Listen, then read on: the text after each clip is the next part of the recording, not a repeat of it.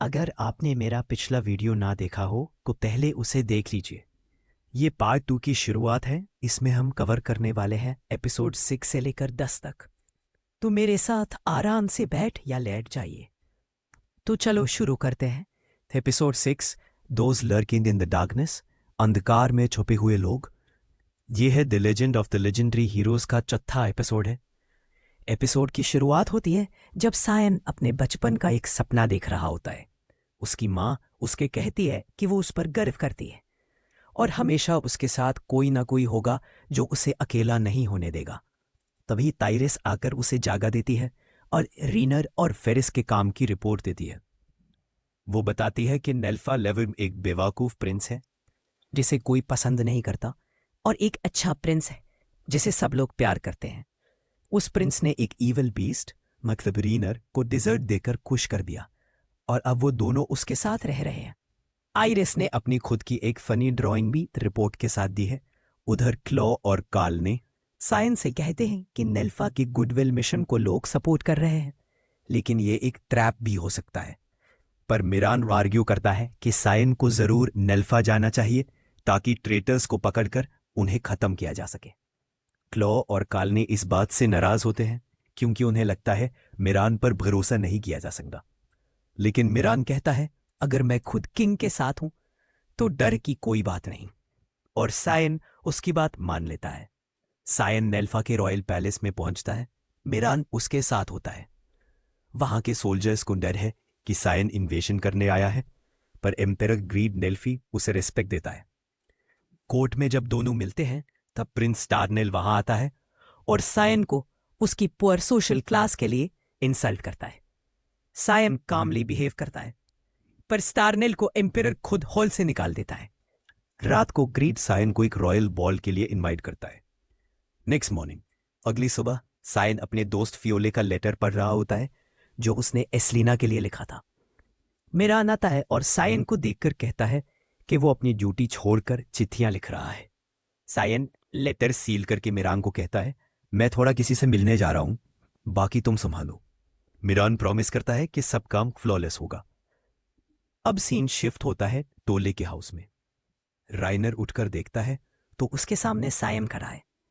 उसे लगता है वो अभी भी सपना देख रहा है और वापस सो जाता है, पर फेरिस उसे एक सॉलिड किक मारकर उठा देती है। फिर रीनर और फेरिस दोनों सायन से लगने लगते हैं और सायन उनके ब्यूटीफुल फ्रेंडशिप पर हंसता है। रीनर कंप्लेन करता है कि फेरिस उसके साथ हमेशा बुरा करती है और उसके बदले में फेरिस उसे फिर किक करती है। सायन मजाक में कहता है कि फेरिस रीनर के साथ उसे ज्यादा सॉफ्ट है और दोनों उसे शट अप बोलते हैं। फिर तीनों एक टेबल पर ब्रेकफास्ट करते हैं। टोले सोचता है कि सायन रीनर का कजिन है, पर जब रीनर कंफ्यूजन में सच बोलने लगता है तो फेरिस और सायन दोनों उसे टेबल के नीचे से किक करते हैं ताकि वो चुप रहे। ये सब देखकर तोले मुस्कुराता है और सायन उसे बात करता है उसके टैलेंट और लीडरशिप के बारे में। तोले कहता है कि उसे क्राउन में कोई इंटरेस्ट नहीं है। तब सायन अपने विजिट का असली रीजन बताता है। रात को बाउल के दौरान कुछ असैसिन्स रूफ पर घुस जाते हैं, लेकिन राइनर और फेरिस उन्हें मारकर गिराते हैं। उनका मिशन था सियोन को प्रोटेक्ट करना, वरना फेरिस के विनिट डांगो शॉक को बंद कर दिया जाता। सियोन अपने कमरे में आता है और देखता है मिरान के पास एक डेड बॉडी है। वो काउंट वेरियस होता है। मिरान बताता है कि वेरियस ने प्रिंस स्टारनेल के साथ डील की थी। वेरियस एम्पेरर ग्रेड को मार देगा और स्टारनेल बदले में सियोन को। सियोन कहता है कि स्टारनेल के पनिशमेंट का फैसला एम्पेरर ग्रेड करेगा। मिरान फिर सब नेल्फिन कॉन्स्पिरेटर्स को खत्म करने चला जाता है और उसका नेक्स्ट टारगेट होता है तोअले। पर वहां राइनर और फेरिस आ जाते हैं उसे रोकने। मिरान सोचता है राइनर ही तोअले है और अटैक कर देता है। उसके विंग से शैडो बीस्ट निकलते हैं जिन्हें अल्फा स्टिग्मा डिटेक्ट नहीं कर सकता। फेरिस उन्हें अपनी सोंड से काट देती है और राइनर अपना मैजिक कुरेनाई और एजुजी यूज करता है। लड़ाई इंटेंस होती जाती है। राइनर पहचान लेता है मिरान का रिंग और कहता है ये वही रिंग है जो ग्रेट एम्पेरर कोकुए ने बनाई थी और उसके एक सबॉर्डिनेट को दी थी ताकि वो शैडोज को कंट्रोल कर सके। लेकिन एक नाइट ने उसका फिंगर कट करके उस रिंग को तोड़ दिया था। उस नाइट का नाम था हाल्फर्ड मिरान। ये सुनकर मिरान हैरान होता है और राइनर और फेरिस को स्ट्रॉन्ग अपोनेंट्स कहता है। फेरिस को एक शैडो अटैक कर लेता है और वो गिर जाती है, पर राइनर फेरिस को प्रोटेक्ट करता है। थोड़ी देर ब्लफ करने के बाद मिरान फाइनली रिट्रीट कर जाता है और राइनर फेरिस के जख्म ट्रीट करता है। बैक इन रोलैंड एम्पायर में क्लॉक क्लॉम मिरान के बैकग्राउंड पर रिपोर्ट लाता है, पर कहता है उसकी अडॉप्शन से पहले के बारे में कोई इन्फो नहीं मिली। क्लॉक सियोन को वार्न करता है कि मिरान पर भरोसा ना करे, पर तभी मिरान आता है और सियोन यूस कहता है कि उससे उसके काम पर गर्व है। मिरान बताता है अपनी राइनर और फेरिस के साथ फाइट के बारे में, और सियोन टेंशन में आ जाता है क्योंकि उसके अपने लोग एक दूसरे से लड़ रहे हैं। नेक्स्ट पे राइनर और फेरिस क्वाइटली तोअले को छोड़कर अपनी जर्नी कंटिन्यू करते हैं। फेरिस राइनर की हीलिंग स्किल्स की तारीफ करती है और तभी मिल्क नाम की लड़की उन दोनों के पीछे पहुंच जाती है।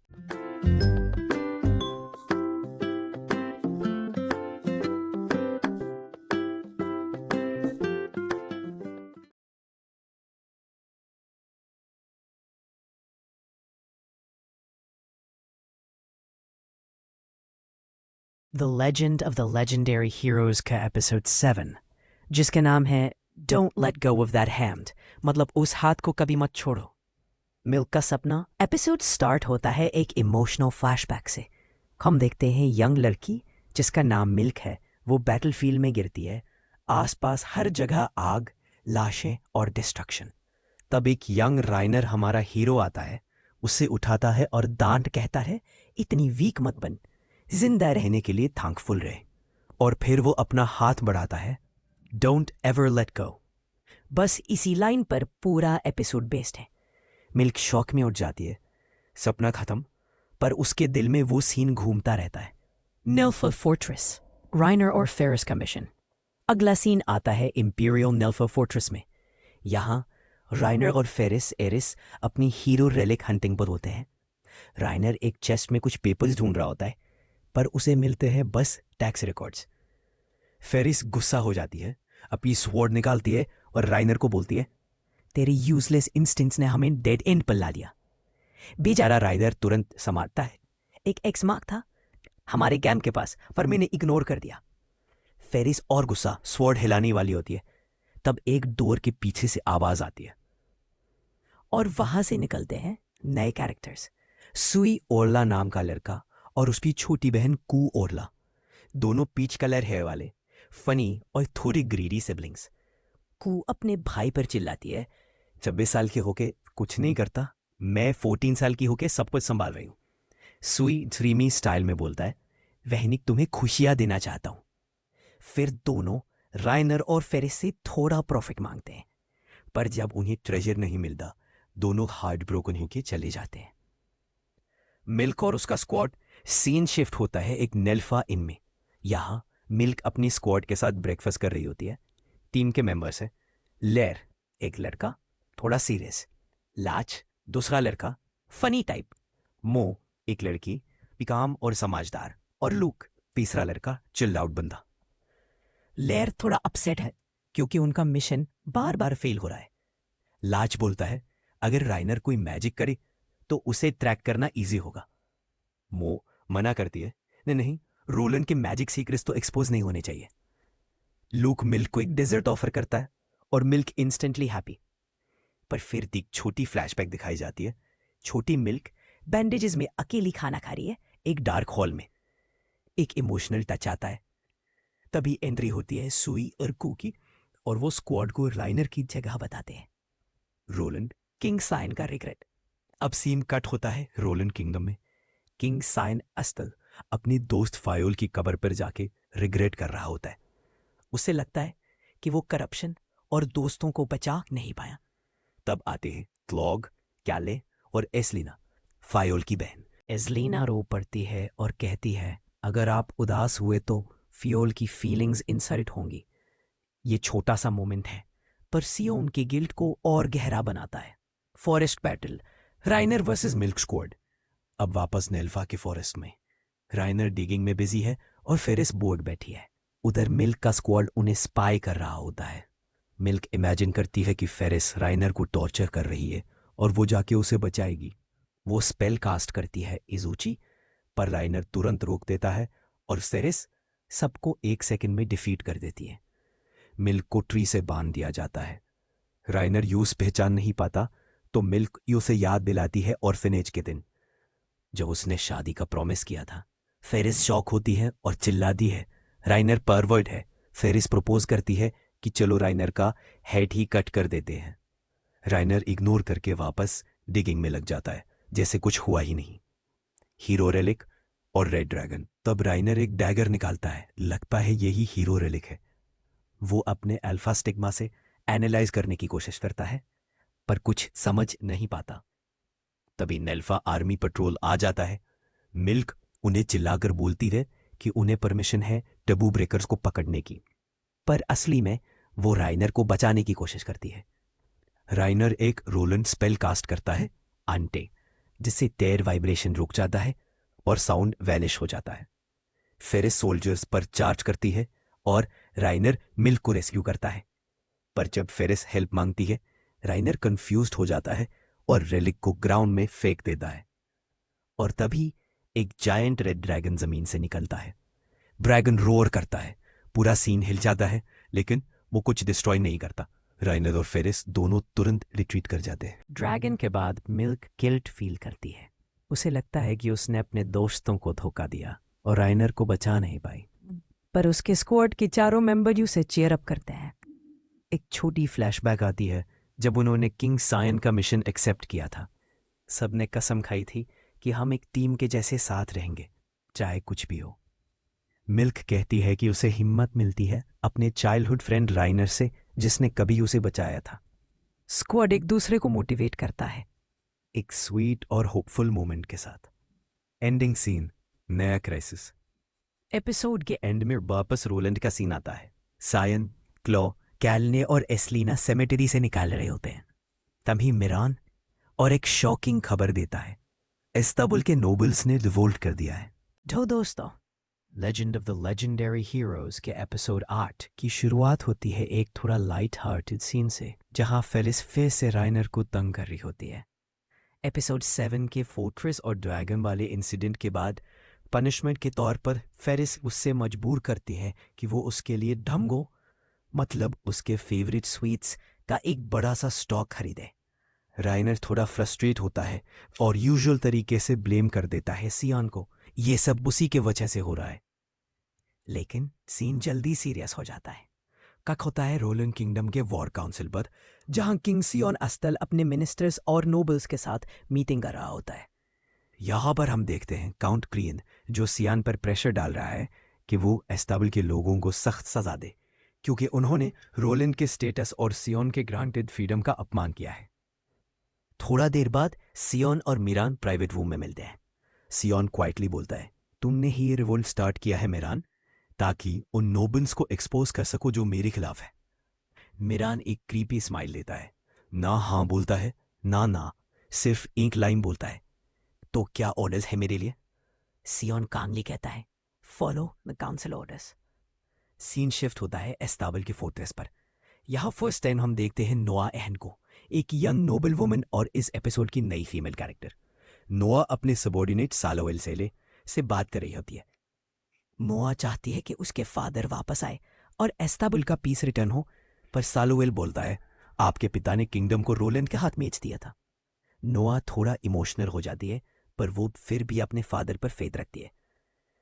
सालोवेल उससे मोटिवेट करता है कि अब लोग उसे उम्मीद कर रहे हैं और रिवोल्ट उसी के नाम पर चल रहा है। थोड़ा फ्लैशबैक दिखाया जाता है जब नोआ छोटी थी और पीस और हैप्पीनेस से भरे वर्ल्ड का सपना देखती थी सालोवेल के साथ।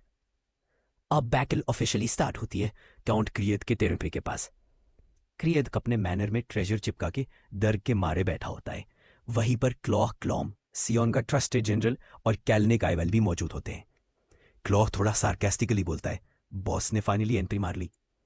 एक और नोबल सजेशन देता है कि क्या करना चाहिए, पर कैलने बोलता है, हमें अभी सिर्फ 2 दिन हुए हैं रिवोल्ट के बारे में सुनते हुए, इतनी जल्दी डिसीजन लेना गलत होगा। पर सियोन ऑलरेडी सब कुछ प्लान कर चुका होता है। वो बताता है कि नोआ एहन, जो एस्ताबल के पुराने राजा की बेटी है, अब रिवोल्ट की लीडर बन चुकी है। फिर एंट्री होती है एक और डेंजरस पर मिस्टीरियस कैरेक्टर की, मिरान फ्रॉइड। वो काउंसिल को डिटेल रिपोर्ट देता है कि एनिमी आर्मी के पास लगभग 50,000 सोल्जर्स हैं और ये रिवोल्ट आसपास के टेरिटरीज को भी इफेक्ट करेगा। मिरान रेकमेंड करता है कि नोबल्स को टेम्परेरीली इवैक्यूएट कर दिया जाए, लेकिन कुछ नोबल्स रेजिस्ट करते हैं।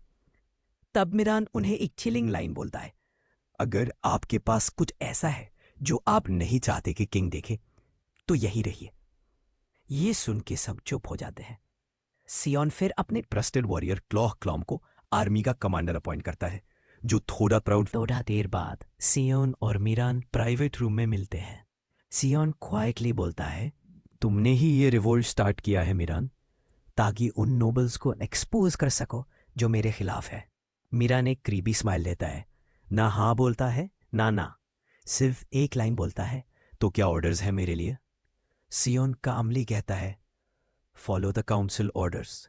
सीन शिफ्ट होता है एस्तागुल के फोर्ट्रेस पर। यहाँ फर्स्ट टाइम हम देखते हैं नोआ एहन को, एक यंग नोबल वुमन और इस एपिसोड की नई फीमेल कैरेक्टर। नोआ अपने सबॉर्डिनेट सैलोवेल साइल से बात कर रही होती है। नोआ चाहती है कि उसके फादर वापस आए और एस्ताबुल का पीस रिटर्न हो, पर सैलोवेल बोलता है, आपके पिता ने किंगडम को रोलंड के हाथ बेच दिया था। नोआ थोड़ा इमोशनल हो जाती है, पर वो फिर भी अपने फादर पर फेथ रखती है।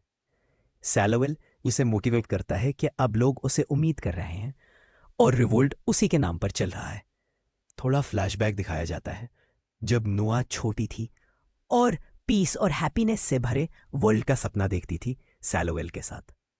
अब बैटल ऑफिशियली स्टार्ट होती है काउंट क्रियाडे के टेरिटरी के पास। क्रियाडे अपने मैनर में ट्रेजर चिपका के डर के मारे बैठा होता है।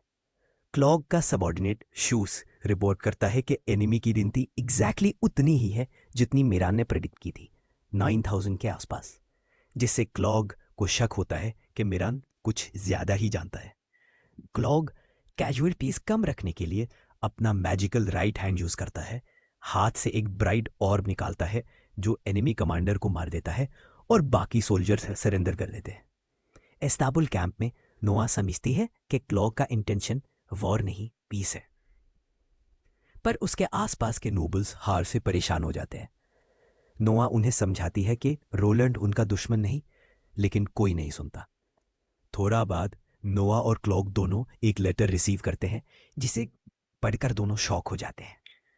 सैलोवेल कॉन्फेस करता है कि उसने रोजन को एक थ्रेट लेटर भेजा था, जिसमें लिखा था कि अगर रोलंड अपने सोल्जर्स पीछे नहीं हटाता तो एस्ताबुल के नोबल्स अपने ही सिविलियंस को मार देंगे। नोआ ये सुनकर हिल जाती है। उसे तब समझ आता है कि वो शुरुआत से एक पपेट थी। उसका नाम और उसका रॉयल ब्लड लाइन बस एक एक्सक्यूज था इन नोबल्स के लिए पावर ग्रैब करने का।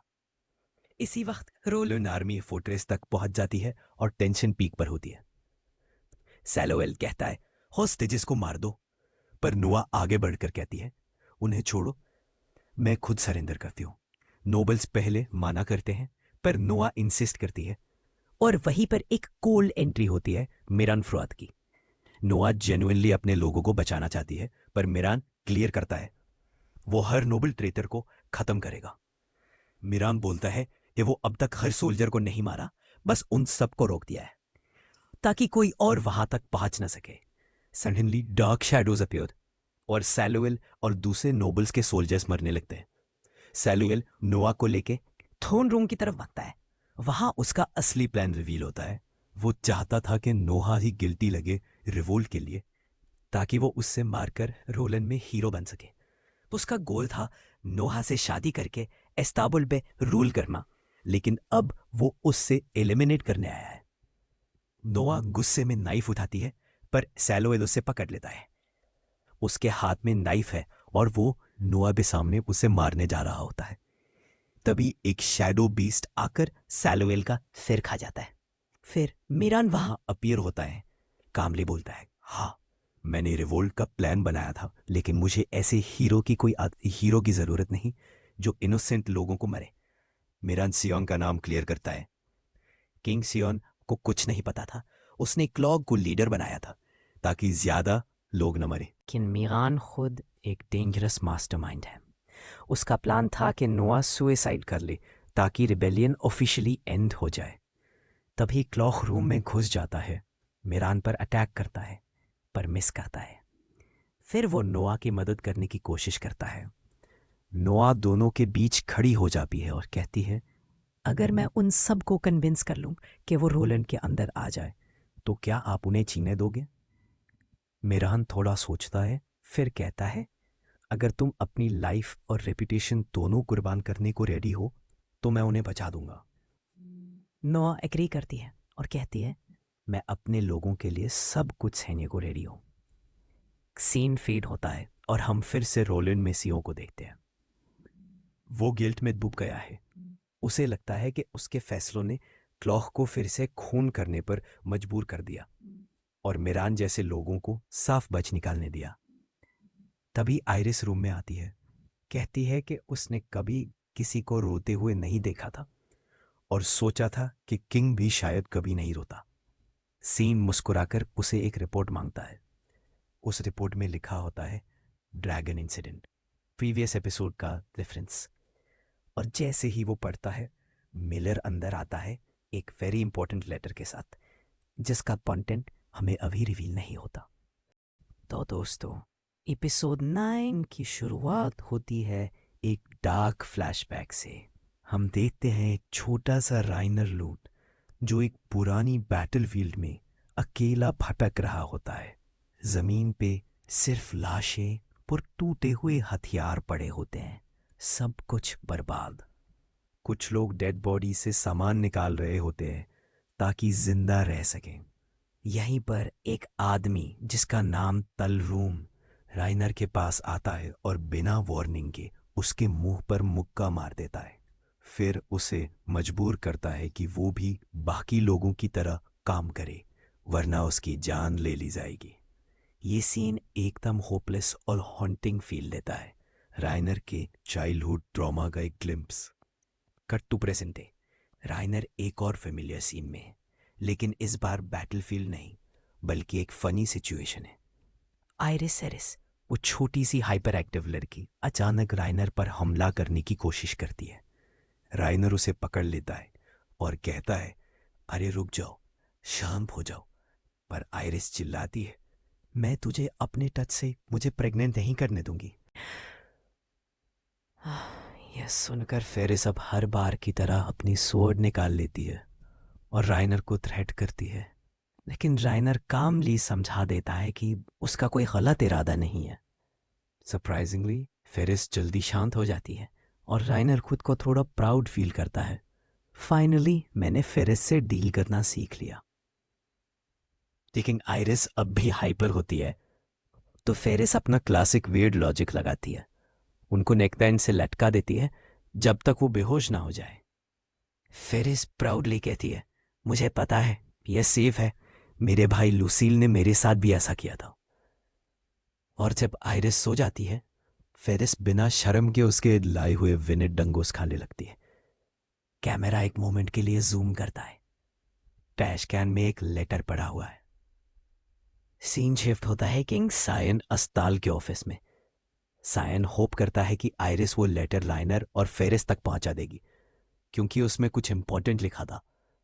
लेकिन आयरिस रियलाइज करती है कि उसका लेटर कहीं गिर गया। उसे याद आता है कि उसमें लिखा था कुछ ड्रैगन के बारे में, तो वो अस्यूम करती है कि सायन ने राइनर और फेरिस को ड्रैगन मारने भेजा है। फेरिस तुरंत राइनर वो ऑर्डर देती है, चलो मिशन पे चलते हैं। और आयरिस रोलैंड लौट जाती है बिना लेटर दिए। थोड़ी देर बाद एक इन की लेडी को वो लेटर मिलता है जिसमें असली मैसेज लिखा था, ड्रैगन और डैगर दोनों के मिशन को तुरंत बंद कर दो, क्योंकि आसपास के गांव में डेड पेजेंट्स मिल रहे हैं। यानी पूरी मिसअंडरस्टैंडिंग और दोनों गलत डायरेक्शन में निकल जाते हैं। राइनर और फेरिस फॉरेस्ट के रास्ते से गुजरते हुए एक स्प्रिंग के पास रुकते हैं। फेरिस चाय बनाना चाहती है, राइनर थोड़ा रेस्ट लेना चाहता है, लेकिन पीस ज्यादा देर नहीं टिकता, क्योंकि वाटरफॉल के ऊपर से एक डेड बॉडी नीचे गिरती है। वो दोनों वाटरफॉल चढ़ते हैं और ऊपर पहुंचकर देखते हैं एक हॉरर जैसा सीन। एक जगह पूरी रॉक वॉल से घिरी हुई, डेड ट्रीज और लाशें हर जगह बिखरी हुई, लेकिन कहीं भी खून नहीं।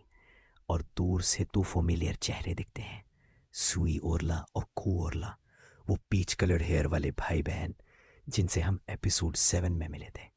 सुई बोलता है कि वो भी यहाँ आए हैं ताकि ड्रैगन को देख सकें। राइनर कैजुअली आगे बढ़ता है, पर फेरिस तुरंत उससे रोक लेती है। उसने देखा होता है कि सुई के कमर पे वही टैगर है जो पहले ड्रैगन रिलीज करता था। तब सुई और को रिवील करते हैं कि उनका भी मिशन वही है, हीरो रिलिक के बारे में। पर वो ये भी कहते हैं कि जितने लोग इस रिलिक के बारे में जानते हैं उन्हें मर दिया जाएगा। मतलब अब रोलैंड के ये दोनों हीरोज भी टारगेट्स बन गए हैं। बैटल शुरू होता है, राइनर और फेरिस वर्सेस सुई और को, दो पेयर्स ऑफ वॉरियर्स, दोनों के पास अपनी यूनिक पावर्स। राइनर के पास है अल्फा स्टिग्मा, को के पास आइले क्रोनोस्टाउट, एक हीरो रिलिक जो उसकी फिजिकल स्ट्रेंथ और फ्रॉस्ट पावर बढ़ाता है। सुई के पास है एलिमियो कॉम्ब, एक रिलिक जो किसी भी मैजिक को न्यूट्रलाइज कर सकता है। लड़ते लड़ते सुई कुछ शॉकिंग बातें रिवील करता है कि वो राइनर के अल्फा स्टिग्मा को क्रिस्टलाइज कर सका है। और फिर वो समझाता है डैगर का असली नाम, डोल्यूएली स्वॉर्डस्किल, जो अर्थ के विल के अगेंस्ट आग की शक्ति देता है। सायो। फेरिस और राइनर दोनों शॉक्ड रहते हैं। कब सुई अपने खुद के हाथ में वो डैगर घुसा देता है। उसका लेफ्ट आर्म ट्रांसफॉर्म हो जाता है एक ड्रैगन के हेड में, और तुरंत पूरा बैटलफील्ड आग में जल उठाता है। सुई बोलता है ये सोर्ड स्किल यूज करने वाले को दुनिया के किसी भी हिस्से को जला देने की पावर देता है, क्योंकि अर्थ के पास कोई विल नहीं। फेरिस और राइनर रियलाइज करते हैं कि उनके चांसेस 0 हैं, तो वो रिट्रीट करते हैं। लेकिन सुई एक ग्रीन क्रिस्टल हवा में उछाल देता है और उसकी रोशनी राइनर के अल्फा स्टिग्मा को ट्रिगर कर देती है। अब राइनर कंप्लीटली बरसर्क मोड में चला जाता है। उसकी आंखों से रेड लाइट निकलती है, उसका मैजिक अनकंट्रोलेबल हो जाता है। सुई ओवर कॉन्फिडेंट होकर उसका लाइटनिंग स्पेल तिलेमियो कोम से एब्जॉर्ब करता है, लेकिन कोम खुद डिसइंटीग्रेट हो जाता है। राइनर का अल्फा स्टिग्मा इतना पावरफुल होता है कि वो सुई का हाथ खत्म कर देता है। सुई अपना ड्रैगन आर्म से खुद का हाथ काट देता है और वोंड को आग से सील करता है। को अपने भाई को बचाकर भागती है। दोनों रियलाइज करते हैं कि राइनर कोई नॉर्मल अल्फा स्टिग्मा यूजर नहीं है, वो कुछ और है, पुगल, कुछ ज्यादा डेंजरस। जब बैटलफील्ड एक इन्फर्नो बन चुका होता है, फेरिस रुकती है। वो डिसीजन लेती है कि वो राइनर को अकेला नहीं छोड़ेगा। अब एपिसोड एंटर करता है एक डीप इमोशनल फ्लैशबैक में, राइनर के बचपन का वही बैटलफील्ड। उस टाइम वो अपने कुछ फ्रेंड्स के साथ था, खुश था। लेकिन तब रोलैंड के सोल्जर्स आते हैं और विलेजर से लूट का माल वापस मांगते हैं। एक लड़की, राइनर की दोस्त, सोल्जर्स के साथ भेज दी जाती है। उसकी माँ उससे बचाने जाती है, पर उसे मार दिया जाता है। और जब एक और फ्रेंड सोल्जर से लड़ने की कोशिश करता है, उससे कुरेनाइस बेल से जिंदा जला दिया जाता है। गुस्से में छोटा राइनर वही कुरेनाइस बेल यूज करता है और एक सोल्जर को जला देता है। सोल्जर्स उसकी आंखों में अल्फा स्टिग्मा देखते ही भाग जाते हैं और उसके अपने लोग उससे मॉन्स्टर कहकर अलग कर देते हैं। फ्लैशबैक डिसॉल्व होता है और हम फिर से प्रेजेंट में आते हैं। राइनर अब भी बरसर्क है। वो अपने आप से कहता है, मैं मॉन्स्टर हूं, मुझे सब खत्म कर देना चाहिए। उसका अल्फा स्टिग्मा पूरी तरह इस कंट्रोल ले लेता है और सीन एक टेरिफाइंग रेड ग्लो में एंड होता है, जैसे हर चीज शून्य में गायब हो रही हो। एपिसोड 9 ने हमें राइनर के पास्ट का दर्द, उसके पावर्स का हॉरर और फेरिस की लॉयल्टी सब एक साथ दिखाया। सुई और को ने हीरो रेलिक के बारे में नए सीक्रेट्स रिवील किए और ये कंफर्म हो गया है कि राइनर का अल्फा स्टिग्मा नॉर्मल नहीं, कुछ डिवाइन लेवल का है। तो दोस्तों, एपिसोड 10 की शुरुआत होती है एक इंटेंस और इमोशनल बैटल के बीच। फेरिस एरिस पूरी तरह थक चुकी है, जख्मी है, और फिर भी वो खड़ी है एक बरसर्क राइनर लूट के सामने। राइनर का अल्फा स्टिग्मा पूरी तरह कंट्रोल ले चुका है। उसकी आंखों से निकली रोशनी और मैजिक सब कुछ बर्बाद कर रही है। पेड़, पत्थर, जमीन सब जल रहे हैं। फेरिस हर एक अटैक को नैरोली डॉज कर रही है, लेकिन उसके चेहरे पर कोई डर नहीं, सिर्फ एक डिटर्मिनेशन। फेरिस राइनर को प्रोवोक करती है, उसका मजाक उड़ाती है और उसकी पुराने रिपोर्ट्स को लाउड वॉइस में पढ़ती है, जैसे वो उसकी इंसल्ट कर रही हो। राइनर का मैजिक और भी वायलेंट हो जाता है, लेकिन फेरिस कहती है अगले अटैक से मैं नहीं बचूंगी। राइनर अपना स्पेल फायर करता है, लेकिन जाने अनजाने में वो मिस कर देता है। उसके अंदर का राइनर अब भी फाइट कर रहा है अल्फा स्टिग्मा के कंट्रोल के अगेंस्ट। फेरिस कहती है अगर तुम सच में इंसान हो तो अपने आप को रोक लो। राइनर चीख कर कहता है मैं नहीं कह सकता, तुम मेरी आंखें बंद कर दो प्लीज। फेरिस दौड़कर उसके पास जाती है, लेकिन राइनर अपने कंट्रोल में नहीं होता। वो उसके गले को पकड़ लेता है, उसे उठाता है, लेकिन फेरिस अपनी पूरी ताकत लगाकर उसकी आंखें बंद कर देती है और एकदम में सब कुछ शांत हो जाता है। राइनर गिर पड़ता है बेहोश और फेरिस यूज अपनी गोद में पकड़ लेती है, उससे हग करती है और धीरे से कहती है तुम मुझे कभी नहीं मार सकते राइनर। अगर तुम्हें मुझे मारना होता तो मैं पहले ही मर चुकी होती। और उसके बाल को स्ट्रोक करते हुए वो सॉफ्टली कहती है वेलकम होम। सीन शिफ्ट होता है रोलैंड एम्पायर में, जहां किंग सायन एस्टल अपने ऑफिस में बैठा है। वो राइनर की रिपोर्ट पढ़ रहा होता है, जो सुई और कुगोरला के एनकाउंटर के बारे में होती है। लेकिन उसके रूम में एक लाइवली इंटरप्शन होती है। एसेलिना फोल्कल, कालने काइवाल और क्लाउ क्लॉम्ब सब लड़के हैं एक्सेप्ट एसेलिना जो कि लड़की है, उसके पास आते हैं और मजाक में उसे डांटते हैं कि वो ज्यादा काम कर रहा है। एसेलिना थोड़ा टीज करती है कि मैजेस्टी अगर ऐसे ही काम करते रहे तो फायाउल को जगा के तुम्हें डांटना पड़ेगा। सब हंस पड़ते। तभी एंट्री होती है लेगी नोआ एहन नाम की औरत, जो एक एलिगेंट नोबल वुमन है। सीएन उसे ग्रीट करता है, पूछता है कासल में सब ठीक चल रहा है। नोआ कहती है क्लाख का साथ मिल रहा है तो सब परफेक्ट है। ये सुनकर सब क्लाख का मजाक उड़ाते हैं। लगता है क्लाख को फाइनली अपनी प्रिंसेस मिल गई। क्लाख टॉपिक चेंज करने की कोशिश करता है, पर नोआ कह देती है आज रात तो मेरी डिनर डेट तुम्हारे साथ ही है। काल ने बीच में बोलता है पर आज तो तुम्हारा डिनर मीटिंग है ना। क्लाख झूठ बोलता है वो कल है, और फिर कलने को लिटरली एक किक मारकर दूर भेज देता है। सीएन मुस्कुरा के उन्हें जाने देता है, पर जैसे ही दोनों निकलते हैं वो सीरियस टोन में कहता है नोआ एक पॉलिटिकल हॉस्टेज है। इस्तांबुल के लोग उसे रोलैंड के खिलाफ वेपन बना सकते हैं, इसलिए मैंने क्लाख को उसके साथ असाइन किया। उसके बाद एक डार्क प्रेजेंस रूम में आती है। मिरन फ्रॉड, रोलैंड का सबसे कोल्ड और कैलकुलेटिव ऑपरेटिव। एसेलिना और कलने निकल जाते हैं और मिरन सीएन से नॉर्थ कॉन्टिनेंट के क्राइसिस पर बात करता है। वो बताता है कि नॉर्थ में कास्टक एम्पायर तेजी से अपनी टेरिटरी एक्सपैंड कर रहा है। वहां के इमर्जेंट रॉयल फैमिली के पास एक पावरफुल आर्मी है जो मिनोरिस कॉन्टिनेंट का बैलेंस तोड़ रही है। मिरन कहता है अगर रोलैंड को बचाना है तो हमें एक पॉलिटिकल पर्च करनी पड़ेगी। सब नोबल्स को हटा दो, वरना जब नॉर्थ हम पर अटैक करेगा हम कोलैप्स हो जाएंगे। सीएन चुप रहता है। मिरन समझ जाता है कि सीएन का सॉफ्ट अप्रोच उसे पसंद नहीं। वो गार्डन में चला जाता है जहां ड्यूक स्टीयरिड उसका इंतजार कर रहा होता है। ड्यूक उसे कहता है किंग सीएन तुम्हें अंडर एस्टिमेट करता रहे, तुम मेरे साथ आ जाओ, मैं तुम्हें और पावर दूंगा। मिरन एक ठंडी मुस्कुराहट के साथ कहता है सिर्फ एक ही रिवॉर्ड है जो मैं चाहता हूं, एक दुनिया जहां स्ट्रॉन्ग और वीक साथ रह सके, और ये सिर्फ सीएन दे सकता है। फिर वो ड्यूक से पूछता है तुम किस साइड पर हो। सीन फेड आउट होता है एक साइलेंट टेंशन के साथ। रात के टाइम हम क्लाख और नोआ को उनकी डिनर डेट पर देखते हैं। क्लाख थोड़ा लेट आता है, पर नोआ स्माइल करके कहती है इट्स ओके, तुम आ गए, बस यही काफी है। दोनों बैल्कनी पर बैठकर स्टार्स देखते हैं, एक पीसफुल रोमांटिक मोमेंट। लेकिन जैसे ही नोआ वापस अपने मनोर के अंदर जाती है, सीन एकदम डार्क हो जाता है। उसे सामने मिलते हैं हुडेड असैसिन्स, कॉर्प्सेस और ब्लड एवरीवेयर।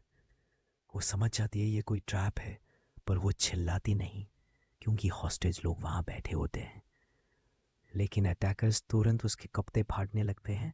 तभी दूर से क्लॉक वापस आता है। उसे एक साइकिक पुल महसूस होता है, जैसे नोआ उससे बुला रही हो।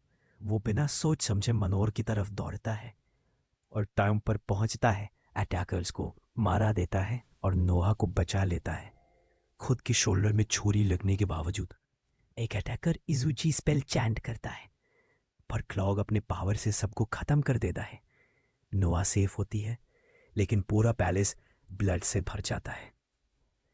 उसी रात दूसरी जगह राइनर और फेरिस बॉर्डर के पास पहुंच रहे होते हैं, रूना एम्पायर के करीब। राइनर अपने हाथ से एक लाइट स्पेल कैस्ट करता है, मैजिक से अंधेरा रोशन करता है। फेरिस कहती है, हमें रेगिट टाउन जाना है मैप के हिसाब से। सुनने में आया है वहां एक डेविल का कर्स है। फेरिस सोचती है शायद वहां एक हीरो रेलिक हो। राइनर का रिएक्शन स्लो होता है तो फेरिस अपनी शील्ड स्वॉर्ड से उसके सर पे मार देती है। फॉरेस्ट के अंदर आगे जाते हुए उन्हें एक छोटी लड़की मिलती है जिसे दो आदमी चेस कर रहे होते हैं। राइनर और फेरिस तुरंत उन्हें बचाते हैं। लड़की उन्हें देखती है और कहती है, प्लीज मेरे दोस्त अरुआ को बचाओ, वो मॉन्स्टर नहीं है। मीनवाइल रोलैंड में मीरान वापस सियोन को इन्फॉर्म करता है लेडी नोआ पर अटैक हुआ था। ये इस्तांबुल के लोगों ने किया ताकि रिवोल्ट फिर से शुरू हो। सियोन गिल्ट फील करता है। वो समझ जाता है कि रोलेम की नोबल्स इतने डेस्परेट हो गए हैं कि अपने लोगों को भी मरवा देंगे। मीरान कोल्डली एडवाइस देता है, इनके साथ सॉफ्ट मत बनो, स्माइल करके इनसे दोस्त बनो, फिर उन्हें एक साथ स्लॉटर कर देना। सियोन थोड़ा शेकन होता है। क्या ये सब भी तुम्हारा प्लान था मीरान? मीरान कहता है, नहीं मैजेस्टी, ये लोग खुद अपने प्लान बना रहे हैं, मैं सिर्फ उन्हें डायरेक्शन दे रहा हूं। फाइनल सीन में छोटी लड़की राइनर और फेरिस को अपनी कहानी बताती है। उसके गांव में टैट्स इतने बढ़ गए थे कि सोल्जर्स ने लोगों को मारना शुरू कर दिया। उसके पेरेंट्स भी मार दिए गए। उसके दोस्त अरुआ ने पहली बार अपने लाइफ में मैजिक यूज किया। उसकी आंखों में रेड ग्लेयर आई। उसने लड़की को बचाया, पर लोगों ने इसे मॉन्स्टर कह दिया और सोल्जर्स उसे एक्सपेरिमेंट के लिए ले गए। फेरिस बिना सोच समझे कहती है, चलो अरुआ को बचाते हैं। राइनर थोड़ा हेजिटेट करता है, लेकिन फेरिस की डिटर्मिनेशन और उस छोटी लड़की की आंखों में दर्द देखकर वो भी मान जाता है। सीन फेड होता है विद अ सॉफ्ट मूनलाइट, जहां राइनर और फेरिस रेजिड टाउन की तरफ जा रहे होते हैं, एक नई कहानी एक नए डेंजर के साथ। एपिसोड 10 ट्वाइलाइट ने एक्शन और इमोशन दोनों को बैलेंस किया। फेरिस का राइनर को बचाना, क्लॉग और नोआ की रोमांटिक ट्रेजेडी और मीरान के डार्क पॉलिटिक्स, सब कुछ एक ही एपिसोड में अनफोल्ड होता है। और अब राइनर और फेरिस का अगला मिशन है एक मॉन्स्टर लड़के को बचाना जिसका पास्ट राइनर के ट्रॉमा से मिलता जुलता है। तो इसी के साथ हमारा पार्ट 2 खत्म होता है। थोड़ा इंतजार करें, कुछ ही दिन में पार्ट 3 अपलोड कर दिया जाएगा। शुक्रिया इस पार्ट को देखने के लिए और please like and subscribe for part 3।